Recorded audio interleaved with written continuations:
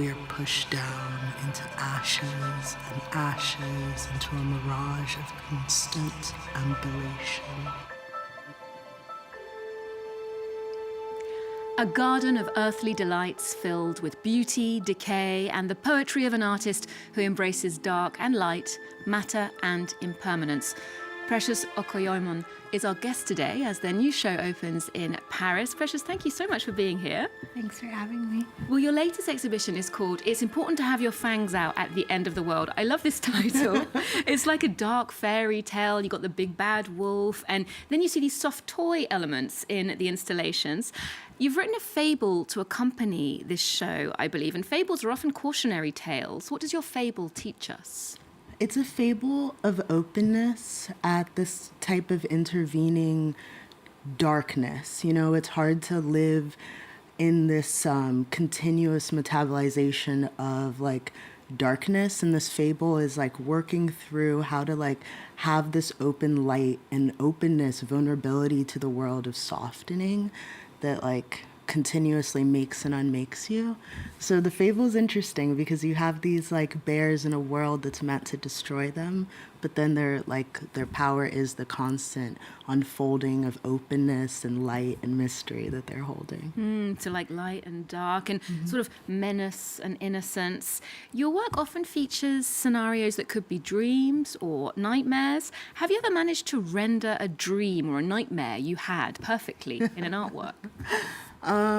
Dreams, unconscious, waking, and nightmares are always living for me. I mean, maybe it's because everything for me is on its way to a poetic language. So most of my poetry and sometimes installations are born out of dreams I've had or born out of like fantasies and then trying to get back to an unconscious fantasy or reality of them. Actually, a lot of my gardens are places I've imagined only in my head and then trying to bring them into the fleshy material of the earth. So in a way, everything is like a seed of my dream. Okay, so the blueprint was already there. Well, another recent piece of yours for the São Paulo Biennale was made with very different raw materials to those stuffed toys and drawings we've just seen. It's called Son of Consciousness, God Blow Through Me, Love Break Me. Let's get a glimpse of it.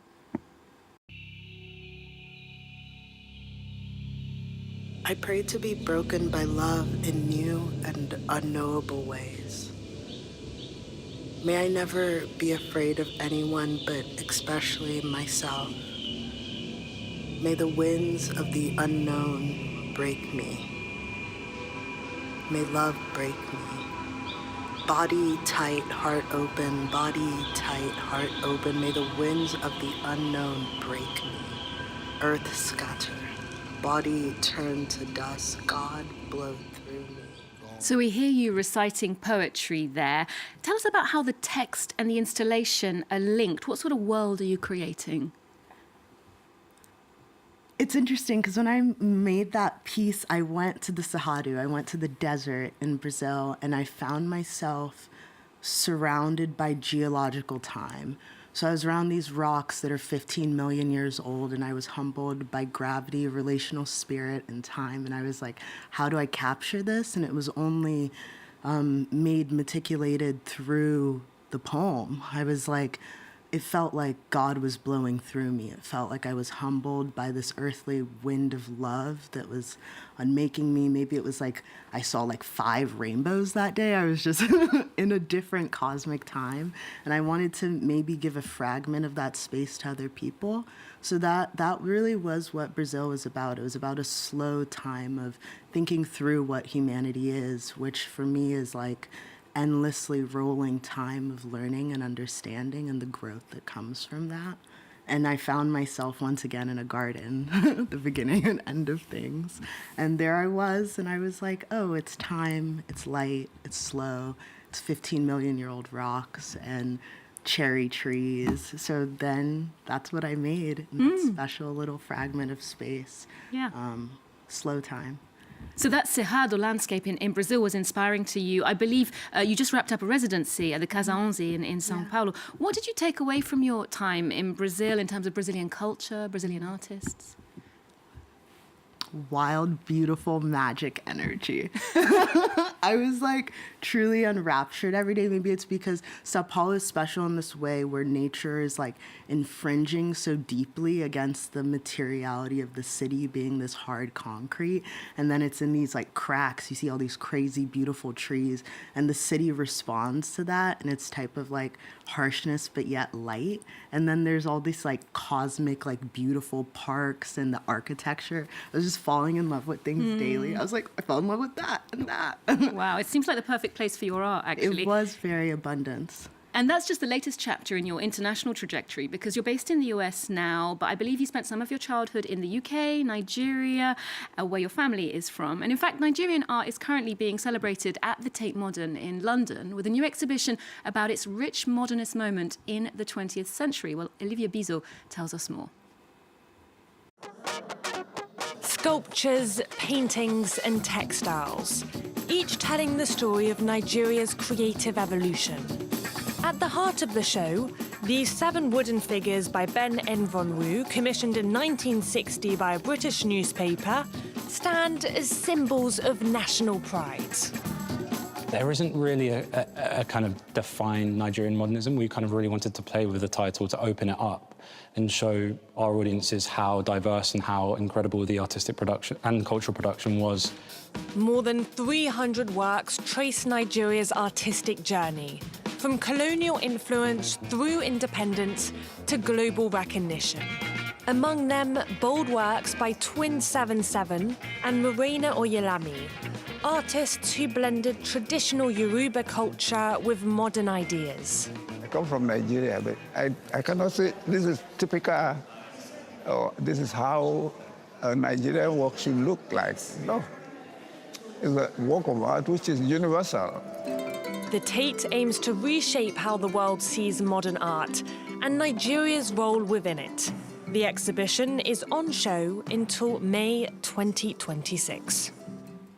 Precious, what was your experience of having Nigerian artistic heritage, I suppose, in your family and your career? Did you learn about it growing up? Was it something you inspired by? I think so, in this way of like art is just organic to a relational way of life in my family. Like I say, my mom's an artist, she doesn't realize it, but it's just the way she interacts with everybody around her.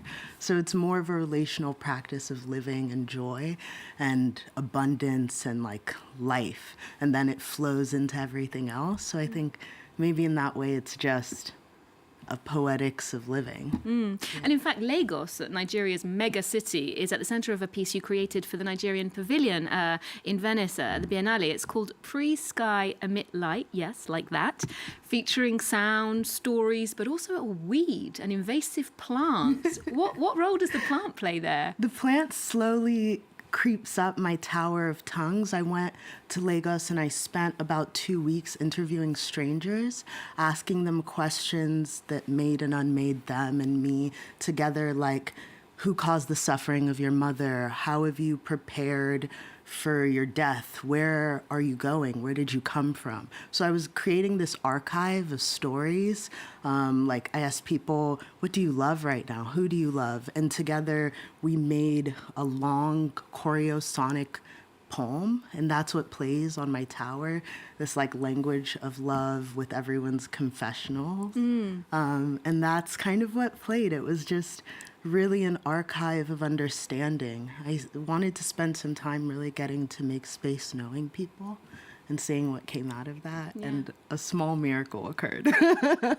And that collaboration with nature, bringing nature into the piece, is a very frequent and thought-provoking part of your work. And at the moment, it's art fair season, so Art Basel, Frieze in London. Living pieces of artwork are quite difficult when it comes to the contemporary art market. As an object to purchase or to keep in a collection to own. Your pieces are much more of an experience. Why is that important for you? It's this openness to thinking and constantly rethinking what an art experience is. Is it only captured to these moments where we can curate it, or is it just the wildness of our imagination and constantly having awe? So for me, it's this fragment of bringing in this uncontrollable source and reminding us, yeah, even if it is hard to own, it's still a repetition and recognition in my life. And nature is one of those like beautiful original seeds for me. My mother had a garden, my grandmother had a garden.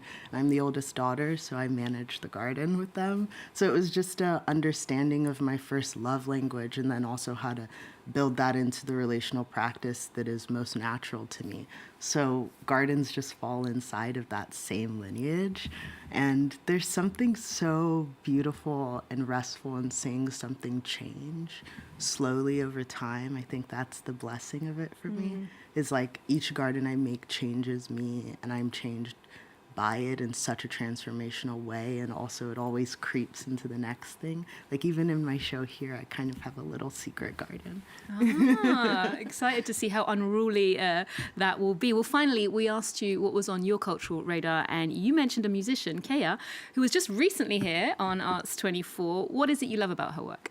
It's this beautiful like sensuality of abundance and play that's so like nefariously delicious in the music. It's my favorite car music. I spend a lot of, I know it's like very like anti-New York. I have a car and I drive around listening to Kea all the time, singing. I'm a singing in my car type of girl. Wow, okay, that's a great tip. Thank you so much for joining us today, thanks Precious. for having me. Well, a reminder that latest exhibition is on show at the Mendelssohn Gallery in Paris. We'll leave you with some of Kea's sounds from her recent album, Hook's Law. Do catch us next time here on Arts 24 and on our social media too. Laid on the beach was Akima and me on the salty waters of the Adriatic Sea, but still our clouds I see. I laid out my hurt and it brought folks to church. Not alone when I yearn is what I learned, but I'm 6 feet under the dirt. I know I take a while, but I can't fake a smile, and my heart breaks a mile a minute, and I hate breaking down in it when I'm around anyone, 'cause it's not any fun.